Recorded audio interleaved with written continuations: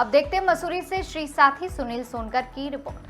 मसूरी विधानसभा क्षेत्र की सड़क, जमीन और ग्रामीण समस्याओं को लेकर भाजपा युवा मोर्चा के प्रदेश मंत्री और अधिवक्ता आर्यन देव उनियाल ने मुख्यमंत्री पुष्कर सिंह धामी से मुलाकात की। उन्होंने क्षेत्र की प्रमुख समस्याओं को मुख्यमंत्री के सामने रखा। उनियाल ने नोटिफाइड और डी नोटिफाइड भूमि के सर्वे और सीमांकन का मुद्दा उठाया। उन्होंने प्रक्रिया जल्द पूरी कर लंबे समय से चले आ रहे भूमि विवादों के समाधान की भी मांग की। इसके अलावा मसूरी देहरादून मार्ग, चमासारी, सुवाखोली और आसपास के ग्रामीण क्षेत्रों की खराब सड़कों का मामला भी सामने रखा गया। उन्होंने कहा कि पहाड़ों में सड़कें विकास और पर्यटन की लाइफलाइन है। नंद की चौकी में निर्माणाधीन पुल में अनियमितता पर भी चर्चा हुई। वहीं 2027 चुनाव में टिकट कटने की चर्चाओं को उन्होंने बेबुनियाद बताया। आर्यन देव उनियाल ने कहा कि मुख्यमंत्री धामी के नेतृत्व में भाजपा पूर्ण बहुमत के साथ दोबारा सरकार बनाएगी। की बहुत लंबित समस्याएं थी जिसके बारे में मैं मुख्यमंत्री से अमूमन मिलते ही रहता हूँ। इसी कड़ी में एक मुख्य मुद्दा जो यहाँ के डी नोटिफाइड और नोटिफाइड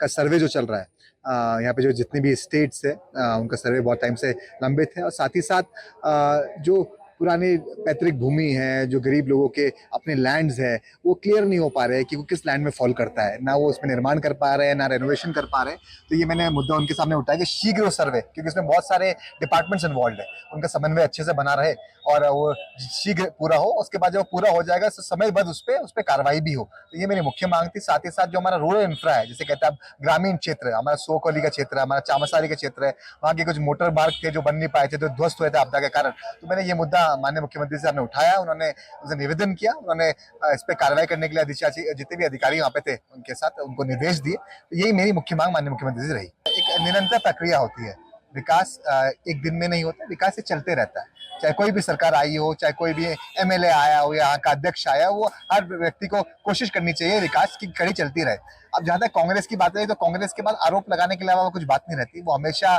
पीसी तो कर देते हैं लेकिन वो जमीन की पीसी नहीं कर पाते जनता के साथ। अब बहुत आसान है मीडिया में बात करके किसी को भी चोर बोलना, किसी भी आरोप लगाना। वो अपने अंदर अपने गिरवान में झांके कि जब उनके पास सत्ता थी और जब उनके पास कार्य करने की क्षमता थी तो उन्होंने क्या किया और वो 5 साल से कहाँ गायब थे। अगर वो 5 साल से गायब नहीं होते तो आज एक कांग्रेस के पास कोई शासित कैंडिडेट होता, जो उनके पास कोई नहीं है। तो मेरे बोलने का मतलब है कि हमारे यशस्वी मुख्यमंत्री बहुत अच्छा काम कर रहे हैं और जब आप उनसे मिलेंगे किस सरलता से वो बात सुनते हैं। आज भी मैंने देखा, आज हुजूम लगा हुआ था लोगों का उनसे मिलने के लिए, सबकी निस्तारण उन्होंने समस्या के लिए संबंधित अधिकारियों को निर्देश दिए। तो हम प्रतिबद्ध है कि 2027 के चुनाव में भी इसी शैली से, इसी समर्पण से और इसी प्रखरता से आएंगे। निरंतर युवाओं के बीच में रहता हूँ, मैं खुद एक युवा हूँ जो जेनजी अल्फा जिसे कहते हैं जनरेशन, मैं उनके साथ कहीं ना कहीं स्कूल के माध्यम से, किसी कॉलेज के प्रोग्राम के माध्यम से जुड़ते रहता हूँ, उनके साथ विचार आदान प्रदान करते रहता हूँ। उनके विचार समझने पड़ेंगे, उनको सुनना पड़ेगा, उनको सुनानी नहीं पड़ेगी। आज हम अकाउंटेबल, ट्रांसपेरेंट होने का ये दावा करते हैं कि जब उन्होंने प्रोटेस्ट भी, उन्होंने कुछ मुद्दे भी उठाए, वो भारतीय जनता पार्टी ने उनको स्वयं माना।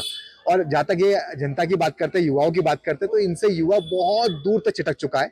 आज जब हम अपने विचार की बात करते हैं, मैं युवाओं से उनका विचार सुनता तो उनको भी बताया कि हमारे यशस्वी प्रधानमंत्री नरेंद्र मोदी के नेतृत्व में कितने काम हो रहे हैं, वो हमें गिनाते हैं। कि मैं आज एक लड़की का इंटरव्यू भी देख रहा था, छोटी सी लड़की 19-20 साल की, वो कह रही थी बहुत ईजी होता है उंगली उठाना, बहुत ईजी होता है किसी को गाली देना, लेकिन जो भारतीय जनता पार्टी ने सेंट्रल में रिफॉर्म्स की है उनको गिनाओ ना। जब हमने रोड इंफ्रा देखा उसकी बात करो, हमारे फॉरेन संबंध जो हमारे ग्लोबल प्लेटफॉर्म में इतने अच्छे रिलेशन बने उनकी बात करो, जो हमारा जीडीपी बढ़ रहा है उसकी बात करो। कोई नहीं बात करता कि 2014 से पहले के कालखंड में जब हम फ्रेजाइल इकोनॉमी थे, जब 2G घोटाला होता था, जब कॉमनवेल्थ घोटाला होता था, तो ये याद दिलाने का काम हम जैसे युवाओं का है जो सेतु बन के दोनों के बीच में ब्रिज का काम करे। सीजेपी के आप देखिए, मैं हमेशा बोलता हूँ समाज में और किसी पार्टी में भी सामाजिक असामाजिक तत्व होते हैं। सीजीपी के जो बहुत सारे छात्र जुड़े होंगे, बहुत सारे जो उनके साथ जुड़े, उन्होंने अच्छा मुद्दा उठाया, लेकिन जिन जिन लोगों ने कंधे पे बंदूक रख के और जिन जिन लोगों ने सिर्फ यही यहाँ का डिस्पोजिशन हिल जाए, यहाँ की डेमोक्रेसी वीक हो जाए, और जिन लोगों के अपने शीशे घर जो शीशों के थे, तो उनपे तो 101% कार्रवाई होगी, क्योंकि उन्होंने इस मुद्दे को आप शालीनता से छोड़िए, इस मुद्दे को आपने ट्रांसपेरेंट रूप में नहीं उठाया, आपने बहुत सारी चीजें छुपाई है, गुमराह किया सोशल मीडिया के माध्यम से हमारे छात्रों को। तो उनके अगेंस्ट तो कार्रवाई जिनके अगेंस्ट होनी चाहिए उनके अगेंस्ट होगी, लेकिन जो छात्र हैं, जिन लोगों की बात हम सुनते हुए आ रहे हैं, जिन्होंने लॉजिकली और जिन्होंने दिल से बात उठाई है कि बहुत सारे रिफॉर्म्स होने चाहिए, उनके रिफॉर्म के लिए हम प्रतिबद्ध हैं। हम किसी भी चीज को आसान या बहुत ही कठिन मानते हैं, लेकिन हम ये मानते हैं ये लड़ाई है, और इस लड़ाई को 2027 में हम जितना संगठित हमारा भारतीय जनता पार्टी है, आप देखिएगा हम निरंतर 24/7 काम करते हैं। हमारी मासिक बैठकें तो जिला बैठकें होती है, हम जनताओं के साथ संवाद करते हैं, तो जनता को ऐसे ही एक पार्टी चाहिए जो उनके साथ निरंतर रहे। और 2027 आसान हो या मुश्किल हो, लेकिन 2027 फतेह भारतीय जनता पार्टी करेगी।